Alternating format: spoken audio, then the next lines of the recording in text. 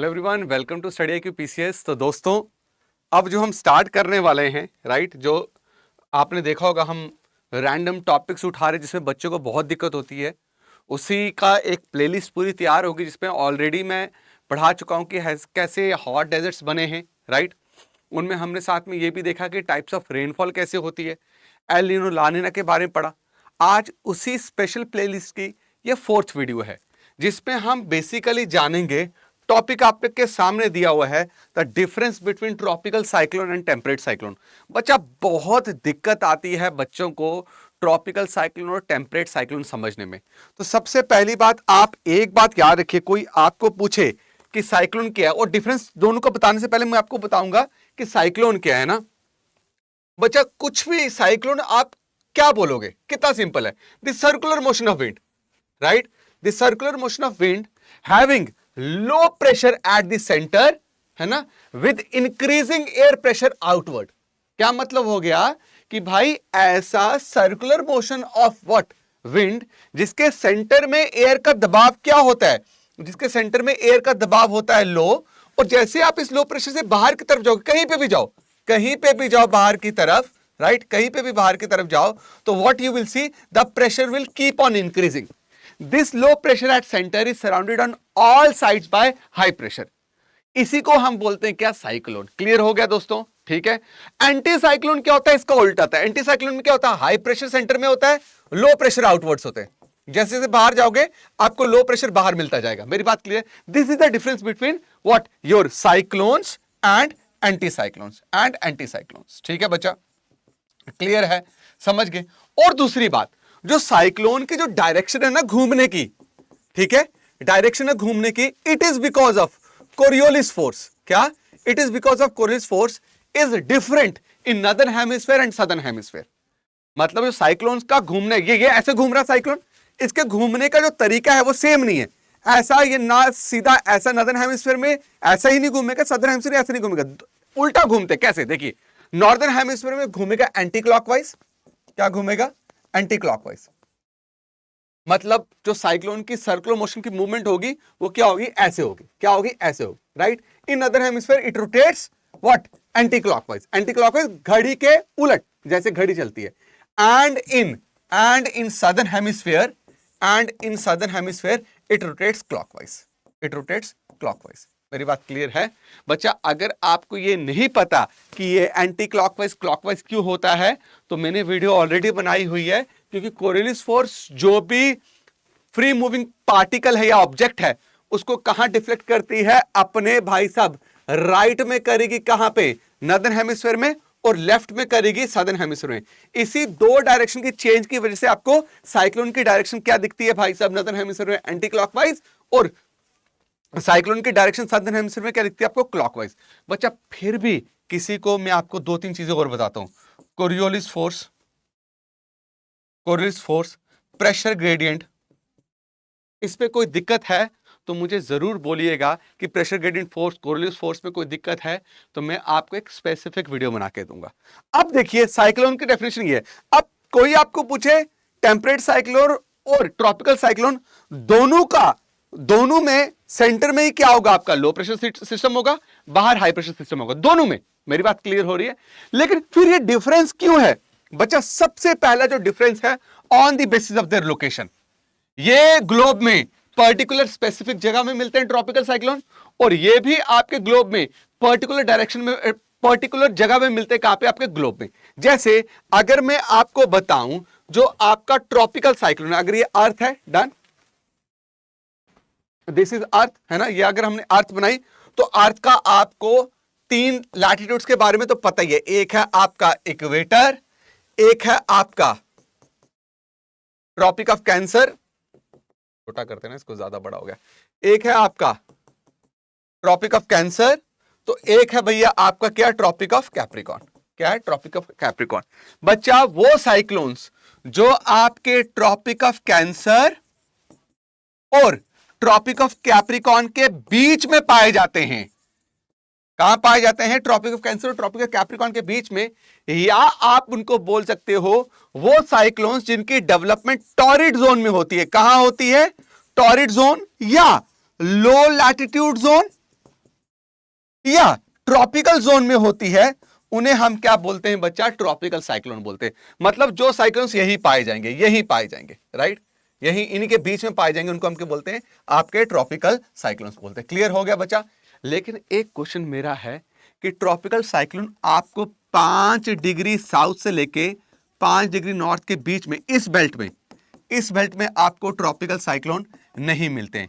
तो बच्चा क्यों नहीं मिलते, इसका मुझे जवाब दीजिएगा आप। Why tropical cyclones are not formed between 5 degree north to 5 degree south? क्या कारण है? और सही जो ट्रॉपिकल साइक्लोन डेवलप होना स्टार्ट होते हैं वो 8 डिग्री नॉर्थ नदर्न हेमिस्फीयर के बियॉन्ड और 8 डिग्री साउथ सदर्न हेमिस्फीयर के बियॉन्ड में क्या होते हैं वो भाई साहब आपके सही डेवलप होते हैं। क्या कारण है ये आपको बताना। अगर नहीं पता होगा तो कमेंट में करना कि सर जी बता दीजिए, मैं बताता हूं। क्लियर हो गया? तो ट्रॉपिकल साइक्लोन और टेम्परेट साइक्लोन में मैंने पहले क्या बताया?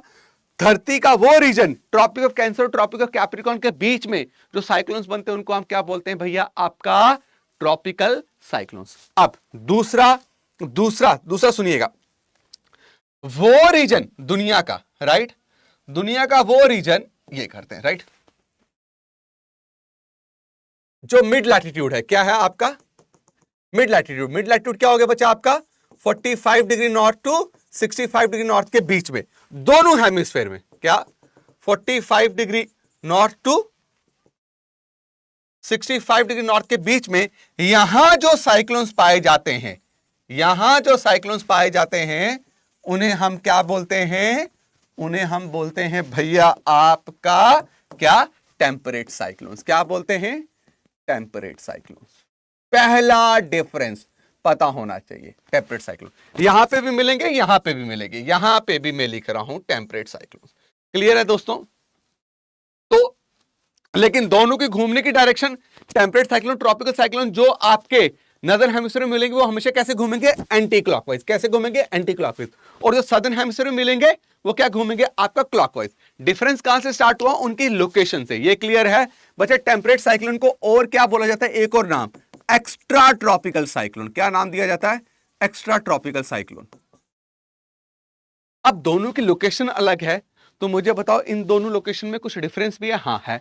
यहां पे टेम्परेचर ज्यादा होता है, यहां पे टेम्परेचर कम होता है, यहां पे मॉइस्चर ज्यादा होता है, राइट, यहां पे मॉइस्चर कम होता है। तो मुझे बताओ दोनों की इंटेंसिटी में तो फर्क होगा, दोनों के साइज में भी फर्क होगा, डायामीटर चेंज होगा, दोनों के हाइट में भी फर्क होगा। यही डिफरेंस कर रहे हैं। देखो अब हम करने वाले हैं डिफरेंस। क्या करने वाले? डिफरेंस देखिएगा, चेक करिएगा। पहला डिफरेंस क्या बोला मैंने? अभी ही आपको बताया था कि पहला डिफरेंस क्या? These cyclones are formed where they are formed over land and sea. एक बात याद रखिएगा, जमीन में भी और पानी में भी, मतलब लैंड सरफेस में भी, सी सरफेस में भी टेम्परेट साइक्लोन बन सकते हैं। और लेकिन कहां बनेंगे? मिड लैटिट्यूड जोन और टेम्परेट जोन। क्लियर हो गया? लेकिन आपका ट्रॉपिकल साइक्लोन सिर्फ ट्रॉपिकल और सब ट्रॉपिकल रीजन में मिलेगा, लेकिन सिर्फ और सिर्फ किस सरफेस में पाया जाएगा भाई साहब? सी सरफेस में। लैंड सरफेस में ये भाई डेवलप हो ही नहीं सकता। क्यों भैया? क्योंकि ट्रॉपिकल साइक्लोन को continuous hot and moist air चाहिए। जो हॉट एंड मॉइस्ट एयर कहां अवेलेबल है? सी सरफेस टेम्परेचर पे, इस सी सरफेस पे। इसीलिए जो आपके ट्रॉपिकल साइक्लोन्स हैं वो आपको हमेशा कहां मिलते हैं बच्चा? आपको सी सरफेस पे पाए जाते हैं। उस सी सरफेस में पाए जाएंगे जहां पे टेम्परेचर जो है आपका सी सरफेस का कितना होना चाहिए? 27 डिग्री। और सपोज करो बच्चा, सपोज करो ये है आपका ओशन, राइट, ये है आपका ओशन। एक मिनट रुकिए, टेंशन नहीं लीजिएगा, मैं यही हूं। ये है आपका ओशन में पड़ा हुआ पानी। बोला उस सी में बनेंगे जहां पे सी का सरफेस का टेम्परेचर कितना? 27 डिग्री सेल्सियस। और उस सी की जो डेप्थ है, वार्म सरफेस टेम्परेचर, वार्म जो सरफेस है वाटर, उसकी लेयर की जो डेप्थ कितनी होनी चाहिए बच्चा? आपका 60 से 70 मीटर। मतलब ऑलमोस्ट इतना पानी जो होना चाहिए ओशन का, 60 से 70 मीटर जो गहरा पानी होना चाहिए वो वार्म होना चाहिए। तब जाके आपके ट्रॉपिकल साइक्लोन्स क्या होते हैं? डेवलप होते हैं। इससे क्या पता चल रहा है? ट्रॉपिकल साइक्लोन को बनने के लिए क्या चाहिए?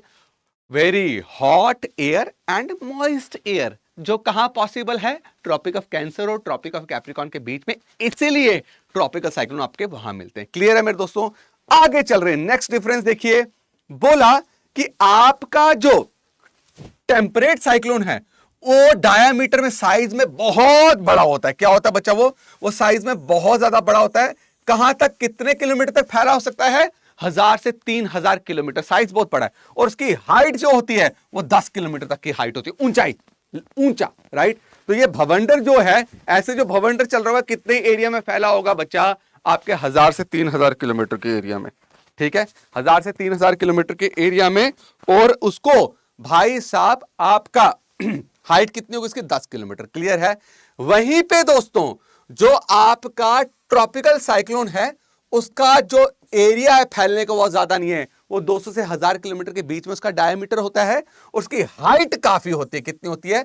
15 किलोमीटर की हाइट होती है। मेरी बात क्लियर? आगे चलते हैं। बोला टेम्परेट साइक्लोन जो है वो ज्यादातर सर्दियों में क्या होते हैं बच्चा? बनते हैं, ज्यादातर सर्दियों में बनते हैं। वहीं पे आपका जो टेम्परेट साइक्लोन है वो लेट समर्स में ज्यादा बनेंगे। बच्चा मुझे बताओ, मिचोंग आया ना अभी अभी अभी साइक्लोन आया, मुझे बताओ। ऑलमोस्ट क्या कहते हैं, आपका विंटर चल रहा है, राइट, ऑटम, विंटर से थोड़ा सा पहले ऑटम वाला रीजन, लेट समर्स में, ये लेट समर्स में, ऑटम में। क्यों? क्योंकि उस वक्त तक सी सरफेस से इतनी सोलर एनर्जी अपने अंदर एब्जॉर्ब कर लेती है, वो सोलर एनर्जी को हीट एनर्जी कन्वर्ट करके उसका टेम्परेचर इतना बढ़ जाता है। बच्चा देखो, आप अगर पानी है, आप मुझे एक बात बताना, ये मैं बोल रहा हूं बच्चा, एक पानी का टब है, क्या बोल रहा हूं? ये पानी का टब है, सुनते रहना ध्यान से, राइट। और मैं वहीं पे बोल रहा हूं कि ये एक जो है आपकी ब्लैक कलर की, ये ब्रिक है, ईंट है, राइट, ये ईंट पड़ी हुई है, घर पे आपने रखी है, ये क्या है जी? ब्रिक है। क्लियर है? इसको मैं बना देता हूं अच्छे से ताकि आपको समझ आए।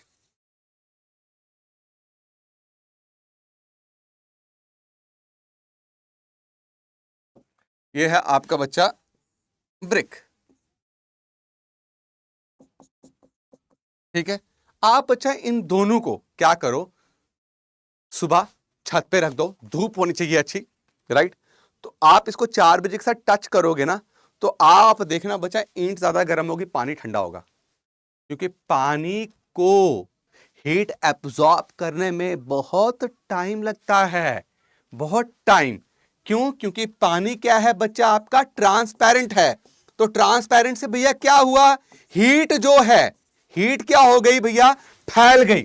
तो हीट फैल गई, सरफेस एरिया बढ़ गया, तो उतना टाइम लगेगा। लेकिन जो यहां पे सूरज की रोशनी गिरेगी इसके ऊपर, राइट, वो क्या होगी? ब्रिक जो है उसको ऊपर रोक लेगा। क्यों? सॉलिड होने के कारण ब्रिक क्या करेगा? उसको रोक देगा, जिससे सिर्फ और सिर्फ सोलर एनर्जी जो है वो यहीं तक पेनिट्रेट हो पाएगी, जिसकी वजह से ईंट जल्दी गर्म हो जाएगी दिन को, राइट। आप मेरी बात समझ रहे हैं? ऐसे ही समुद्र है, समुद्र जून जुलाई अगस्त में बहुत हीट एब्जॉर्ब करता है, कितना विशाल है, राइट। और ये लेट समर में जाके इसका टेम्परेचर बहुत मैक्सिमम बढ़ता है, जिसकी वजह से अब मैक्सिमम टेम्परेचर होगा तो हॉट एयर, मॉइस्ट एयर होगी, तो वो ट्रॉपिकल साइक्लोन बनने के लिए सबसे फेवरेबल कंडीशन होती है। ऐसा नहीं है कि समर्स में नहीं बनते, लेकिन ज्यादा कब बनते हैं? लेट समर्स में और आपके ऑटम के सीजन में। बच्चा क्लियर हो गया? समझ आ गया? बोला जो आपके ट्रॉपिकल साइक्लोन, टेम्परेट साइक्लोन्स हैं, उनमें एनर्जी कहां से आती है?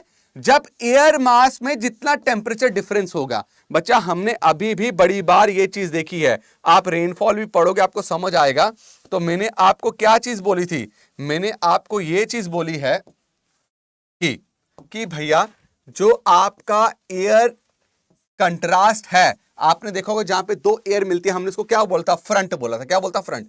फ्रंट में क्या होता है? कोल्ड एयर मिलता है और एक वार्म एयर मिलता है। क्या मिलता है? कोल्ड एयर और वार्म एयर।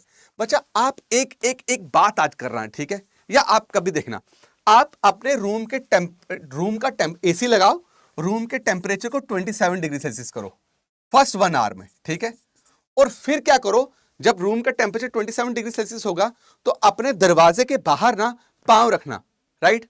और फिर पांव रखना, देखना एयर को महसूस करना अपने पांव में, ठीक है, एयर की स्पीड को महसूस करना। फिर उसी कमरे का टेम्परेचर आप 16 डिग्री सेल्सियस करो, राइट। फिर आप कमरे के दरवाजे के नीचे जो जहां से एयर निकलती है वहां बाहर से आप पांव रखो, आपको देखना 16 डिग्री सेल्सियस के टेम्परेचर पे आपको रूम के अंदर से हवा ज्यादा तेज आते हुए मिलेगी। ज्यादा तेज क्यों आ रही है? जब आपने बाहर, रूम के बाहर और रूम के अंदर टेम्परेचर डिफरेंस जब बढ़ा दिया, जब टेम्परेचर डिफरेंस बढ़ा दिया तो भैया एयर और तेज चलना स्टार्ट होगी, एनर्जी आ गई उसमें। इसको बोलते हैं टेम्परेचर ग्रेडियंट। क्या बोलते हैं हम इसको? Temperature gradient. टेम्परेचर ग्रेडियंट और डिफरेंस। तो आप मुझे एक बात बताओ, उसका टेम्परेचर 30 डिग्री सेल्सियस कर दो एसी का, आप देखना आपको एयर महसूस ही नहीं होगी दरवाजे से बाहर निकलते हुए पांव में। तो आप समझ रहे हैं? तो अब जो टेम्परेट साइक्लोन है वो कैसे बनता है? फ्रंट से। फ्रंट का मतलब क्या है? जब दो डिफरेंट एयर मास मिलती हैं। दो डिफरेंट एयर मास क्या होगी? एक वार्म एक कोल्ड है। अब ये जितनी वार्म और ये जितनी कोल्ड होगी उतना ज्यादा एनर्जी साइक्लोन में होगी। कौन से साइक्लोन में? टेम्परेट साइक्लोन में। समझ आ गया? तो देखिए क्या बोल रहा है, क्या बोल रहा है, देखिए क्या खूबसूरत बात बोली है इसने कि भाई ये अपनी एनर्जी कहां से लाते हैं? जब दो एयर मास में टेम्परेचर डिफरेंस ज्यादा होगा। अगर टेम्परेचर डिफरेंस मिनिमम होगा, टेम्परेट साइक्लोन नॉर्मल, पता भी नहीं चलेगा। टेम्परेचर डिफरेंस जितना ज्यादा बढ़ेगा उतना साइक्लोन खतरनाक हो, उतना एनर्जी। क्लियर होगी? लेकिन वहीं पे बोल रहे हैं कि ये जो अपनी एनर्जी उठाता है, ये उठाता है लेटेंट हीट ऑफ कंडेंसेशन से। कौन? आपका ट्रॉपिकल साइक्लोन। बच्चा देखो, लेटेंट हीट हमने साइंस में पढ़ा है बचपन में, इसको हम बोलते हैं क्या? Hidden heat. क्या बोलते हैं इसको हम? हिडन हीट, छुपी हुई हीट, राइट। आप अगर कभी भी मैटर को एक स्टेट से दूसरे स्टेट में ले जा रहे हो तो आप कभी भी देखोगे, या तो आप क्या करो, आप पानी को जब बॉईल करना स्टार्ट करो तो पानी लिक्विड स्टेट में है, राइट। जब उसको बॉईल करना स्टार्ट करें, वो आप जब उसको कंटिन्यूसली एनर्जी मिलती जाएगी। बट आप थर्मामीटर में चेक करेंगे ना तो what you will see, thermometer में एक पॉइंट के बाद टेम्परेचर तब तक इंक्रीज नहीं होगा जब तक पानी पूरा बॉईल नहीं हो जाएगा। तो भैया कंटिन्यूसली इसको हीट तो मिल रही है, तो टेम्परेचर जो थर्मामीटर में शो क्यों नहीं हो रहा? वो टेम्परेचर, वो एनर्जी कहां गई? वो एनर्जी बेसिकली क्या कर रही है? आपके वाटर मॉलिक्यूल्स का जो अट्रैक्शन है, फोर्स ऑफ अट्रैक्शन, उसको क्या कर रही है? तोड़ने में लगी हुई है। उसको तोड़ने में लगी है, टूटेगा तभी वो क्या बनेगा भैया? वेपर बनेगा। मेरी बात क्लियर है? लेटेंट हीट ऑफ कंडेंसेशन का मतलब क्या है और लेटेंट हीट ऑफ इवेपोरेशन में क्या फर्क है? लेटेंट हीट ऑफ इवेपोरेशन और कंडेंसेशन में क्या मतलब है? लेटेंट हीट ऑफ इवेपोरेशन मतलब होगा वो hidden. Latent heat of evaporation का मतलब क्या है कि वो हिडन हीट जो आपका वाटर ड्रॉपलेट क्या करेगा भाई साहब? आपका एब्जॉर्ब करेगा। क्या करने के लिए? हीट को यूज करने के लिए, वाटर वेपर में चेंज करने के लिए। लेटेंट हीट ऑफ कंडेंसेशन का मतलब क्या है कि वाटर वेपर, वो जो हीट उसके पास है, उसको, उस हीट को क्या करेगा? रिलीज करेगा। रिलीज किसके लिए करेगा? ताकि वो किस में चेंज हो पाए? वाटर ड्रॉपलेट में चेंज हो पाए, राइट। अब मुझे एक बात बताओ, सुनिएगा ध्यान से, क्या मतलब है? अब मैंने आपको क्या बोला कि अगर सपोज करो ये वार्म एंड मॉइस्ट एयर है, क्या है ये वार्म एंड मॉइस्ट एयर ऊपर जा रही है, ठीक है, ये वार्म है, ये ऊपर जा रही है, तो ऊपर जाके इसका टेम्परेचर क्या होगा बच्चा? कम होगा। जब टेम्परेचर कम होगा तो इसमें प्रेजेंट वाटर वेपर को हीट क्या करनी पड़ेगी बच्चा? रिलीज करनी पड़ेगी। क्या करने के लिए? वाटर ड्रॉपलेट बनने के लिए। इसी हीट को हम क्या बोलते हैं? Latent heat of condensation. अब ये कहां जाएगी? ये हीट जो निकली है, ये हीट वापस उसी एयर में एंटर करके उसको और ऊपर पुश करेगी, जिससे ट्रॉपिकल साइक्लोन को क्या मिलेगी? एनर्जी मिलेगी। मेरी बात क्लियर हो गई? तो इन्होंने क्या बोला कि आपको क्या चाहिए? कंटिन्यूटी पे लेटेंट हीट ऑफ कंडेंसेशन चाहिए।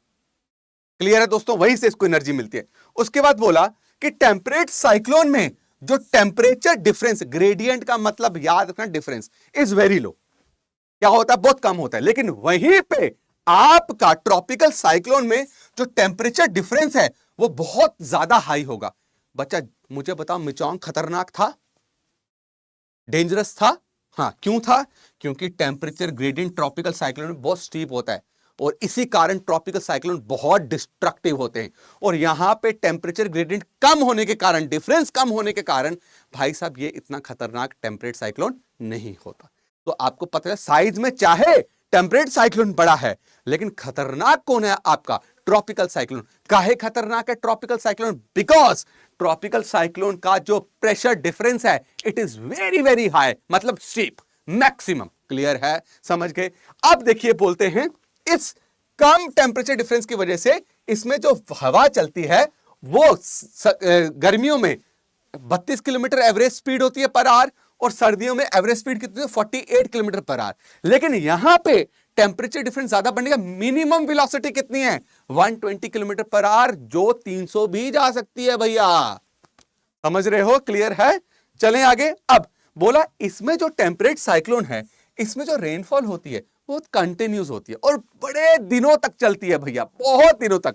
लेकिन वहीं पे आपके जो ट्रॉपिकल साइक्लोन है उसमें जो रेनफॉल बहुत वायलेंट तरीके से, बहुत ज्यादा टोरेंशियल मतलब बहुत ज्यादा होती है, थंडरिंग होगी, लाइटनिंग होगी। मुझे देख रहे बताओ चाइना में क्या हुआ, चेन्नई में, सॉरी चेन्नई में नहीं, चेन्नई में क्या हुआ, इतना खतरनाक फ्लड आया है ना, बारिश, धमाकेदार बारिश हुई, बहुत ज्यादा बारिश हुई, राइट।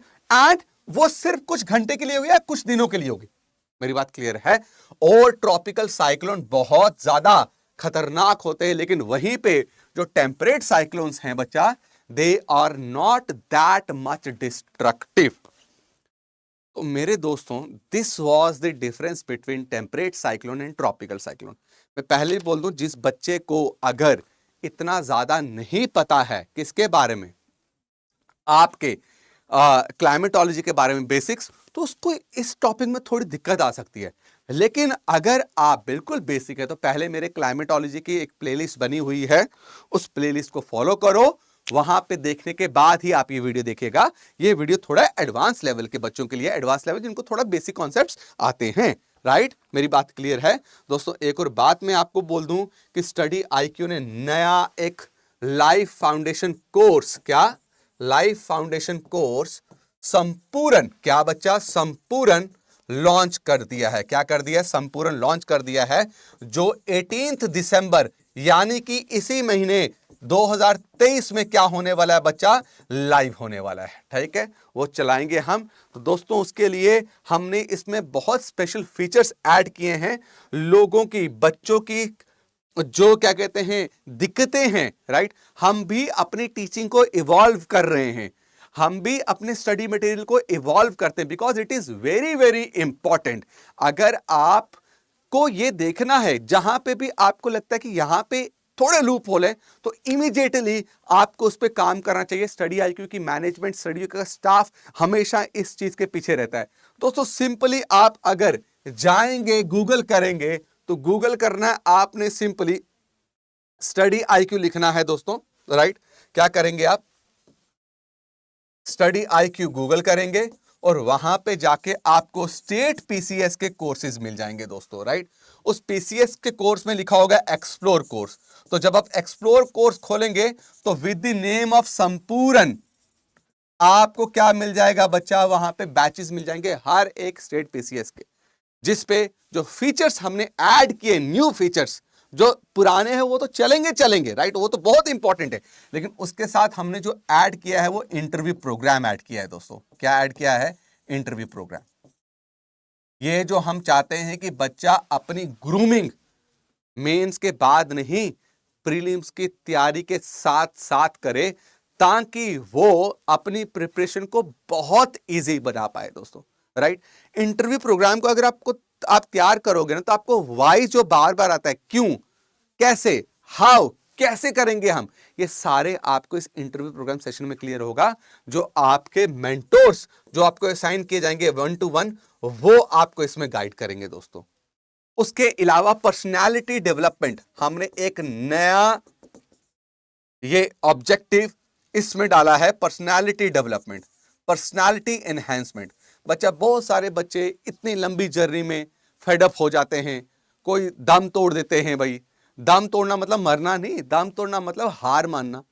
कोई कोई बच्चा बहुत ज्यादा पोटेंशियल होता है उसमें, लेकिन उसमें पेशेंस लेवल बहुत कम होते हैं, वो पेशेंस शो नहीं कर पाता। ये पर्सनालिटी डेवलपमेंट जो आपका पर्टिकुलर फीचर है, इसमें हम आपके जो पर्सनालिटी है उसको स्ट्रेंथन करने का काम ही करेंगे। लेकिन इसके लिए आपको एक इंडिविजुअल जो आपको एक्सपर्ट असाइन किया जाएगा, जो पर्टिकुलरली इन चीजों के साथ क्या करता है मेरे दोस्तों, डील करता है, राइट। इसमें स्ट्रेस मैनेजमेंट, मोटिवेट कैसे रहना है, मोराल अप कैसे रखना है, ठीक है, राइटिंग स्किल्स में अगर कोई डर है, जो आपका फियर है, उस फियर को कैसे खत्म करना है, ये इसमें आपको 1 to 1 बताया जाएगा। और यकीन मानिए मैं बोल रहा हूं आपको, ये बहुत फायदेमंद होने वाला है। और लास्ट में आपके डाउट क्लियरिंग सेशंस। क्या डाउट क्लियरिंग सेशंस बच्चा, ये 3 नए फीचर्स हमने लाइव संपूर्ण बैच फाउंडेशन कोर्स में इंट्रोड्यूस किए हैं। डाउट क्लियरिंग सेशन का मतलब है, ऐसे तो मैं डाउट क्लियर कर ही रहा हूं, लेकिन भैया पूरा एक मॉड्यूल फिनिश करने के बाद, खत्म करने के बाद, we will start your doubt clearing session. ठीक है, जो बहुत ज्यादा है। एक तो आपकी कंटिन्यूटी पे रिवीजन और रैपिड फायर जो रिवीजन होगी ना बच्चा, आप देखिए आपको कैसे ये एक भाई साहब किंग लाइक, और आपको ये बिग साइज वो बोलते हैं ना, जो वो आपको ये एटीट्यूड आपके अंदर आएगी और आप बहुत ज्यादा मोटिवेट हो जाएंगे अपने एग्जाम को क्या करने के लिए, अटेम्प्ट करने के लिए दोस्तों। तो उसके लिए सिंपल स्टडी आई क्योंकि वेबसाइट में जाएं या ऐप में जाएं, मैंने बताया स्टेट पीसीएस को एक्सप्लोर कोर्स जाकर खोलें और मेरा बहुत सुंदर सा जो मेरा कोड है, अच्छा इस कोड को लगाएं, देखिए RDS, क्या RDS लाइफ। और भैया करें प्रमोट, आए आप हमारे पास, अपने फ्रेंड के साथ शेयर करें। मैं आपको बोल रहा हूं क्योंकि स्टडी आई के प्लेटफॉर्म में दावा करके बोलता हूं, ऐसे आपको हाई क्वालिटी एजुकेशन इतने अफोर्डेबल प्राइस में मिल ही नहीं सकती दोस्तों। तो उम्मीद करता हूं कि ये चीज़ आपको काफ़ी मोटिवेट करेगी हमारे संपूर्ण बैच में एनरोल करने के लिए। अपने फ्रेंड्स के साथ शेयर कीजिए, इस वीडियो को लाइक कीजिए, सब्सक्राइब कीजिए और मुझे रोज रोज देखते रहिए। Thank you so much for watching my video. I will see you next time.